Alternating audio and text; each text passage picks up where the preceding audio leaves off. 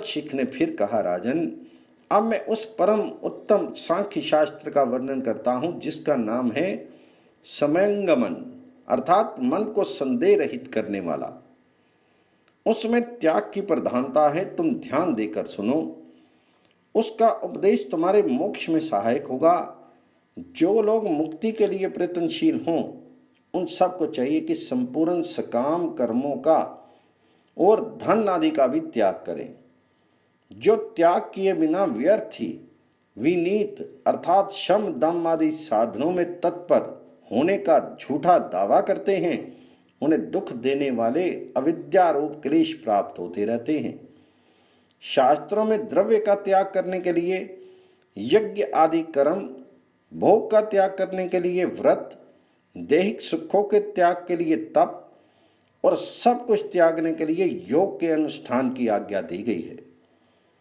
यही त्याग की सीमा है।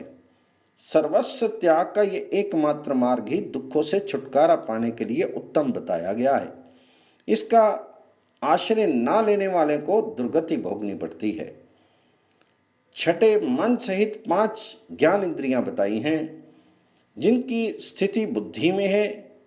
इनका वर्णन करके 5 कर्म इंद्रियों का निरूपण करता हूं।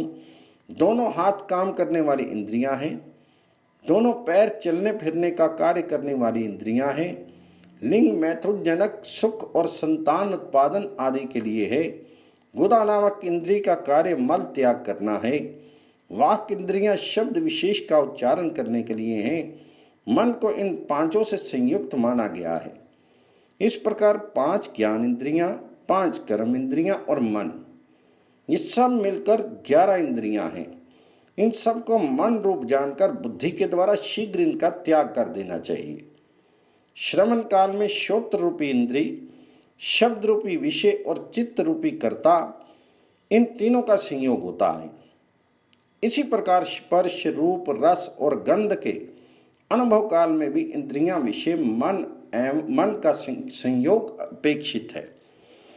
इस तरह 3 के 5 समुदाय हैं। ये सब गुण कहे गए हैं। इनसे शब्द आदि विषयों का ग्रहण होता है और इसी के लिए कर्ता, कर्म और कारण रूपी त्रिविध भाव बारी बारी से उपस्थित होते हैं।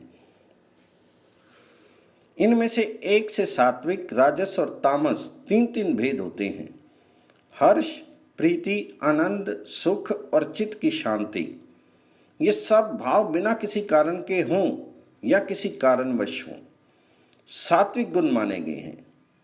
असंतोष, संताप, शोक, लोभ तथा क्षमा का अभाव, ये किसी कारण से हो या अकारण, ये रजोगुण के चिन्ह हैं। अविवेक, मोह, प्रमाद, स्वप्न और आलस्य, ये किसी तरह के भी क्यों ना हो, तमोगुण के ही नाना रूप हैं। जो इस मोक्ष विद्या को जानकर सावधानी के साथ आत्म तत्व का अनुसंधान करता है, वे जल से कमल के पत्ते की भांति कर्म के अनिष्ट फलों से कभी लिप्त नहीं होता।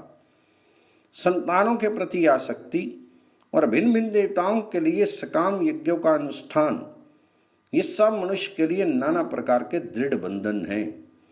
जब वह इन बंधनों से छूटकर दुख सुख की चिंता छोड़ देता है, उस समय सर्वश्रेष्ठ गति मुक्ति प्राप्त कर लेता है।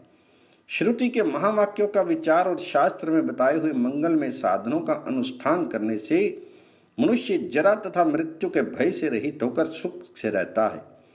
जब पुण्य और पाप का क्षय तथा उससे मिलने वाले सुख दुख आदि फलों का नाश हो जाता है, उस समय सब वस्तुओं की आसक्ति से रहित पुरुष आकाश के समान निर्लेप एवं निर्गुण आत्मा का साक्षात्कार कर लेता है। जो शरीर में आसक्ति न रखकर उसके प्रति अपनेपन का अभिमान त्याग देता है, वह दुख से छूट जाता है।